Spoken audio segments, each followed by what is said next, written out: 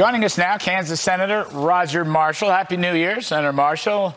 Thanks for coming on. I am told, get your take on this, that Chuck Schumer wants to have a lot of votes in the early new year. He wants to vote on Build Back Better. He wants to vote on the filibuster.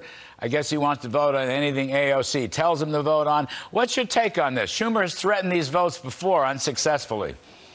Yeah, Larry, Happy New Year to you and all your listeners as well. I think that the Democrats are pretty desperate right now. They had a very bad end to the last year, and they're trying to get beyond that. They're trying to find some type of victory. I'd love to congratulate you that we've killed Build Back Better. We'll probably talk about that some more. I think he's using the votes as threats, and we'll see where we go. But right now, he doesn't have the votes on either one of them. The filibuster issue, think about this. Describe the word hypocrisy, and that would be our Democrat friends. Just 4 years ago, 28 Democrats signed a letter that they were against ending the filibuster. The biggest difference between then and now is Republicans controlled all three branches of the government, and now they control it, so they want to get rid of the filibuster. I think America's going to see the hypocrisy. Well, I agree with you. Senator Sinema is probably even harder line on messing with the filibuster than Senator Manchin. But I think Senator Manchin is okay because Ted Cruz let a lot of the nominations go through. I think that was the hang up there. I don't think do you hear any groundswell for this, election reform, democratic, nationalizing, federalizing elections? I mean, that's what the filibuster is all about, isn't it?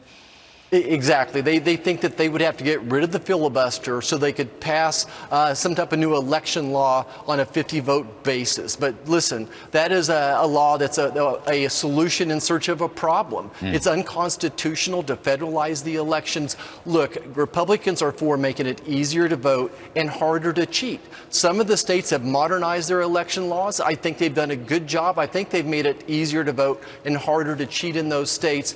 No one yet has showed me a big problem with any of the state laws. Just, we're always short of time, especially New Year's, but last part here, Senator, on the Build Back Better. I mean, why?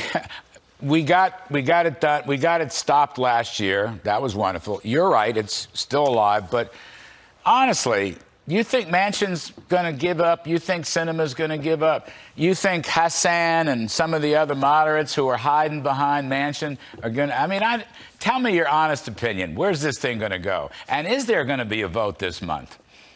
Well, there may be a vote, but I doubt it. I don't think it's going to go anywhere. I still think Joe Manchin is going to represent the people of West Virginia who did not send him here to build a radical socialized government, right? I think that he's from a more conservative state. And I want to draw your attention to an op-ed in the Washington Post this past weekend that basically challenged Joe Manchin's integrity. I've known Joe Manchin for 5 years. He's always been a man of his word, a man of integrity. And if the progressives continue to push him, they're going to push him right out of the Democrat Party and into the Republican Party. Who wrote that, Senator? You know? Who wrote that? Yeah, I do. Congresswoman Jayapal, who I have respect for, but she's certainly leading that progressive. No, I'm rooting for her because you are so right. That kind of attitude will push him right into the GOP, and you're going to welcome him, right? You're going to welcome him. With open arms. He's, like I said, a man of integrity.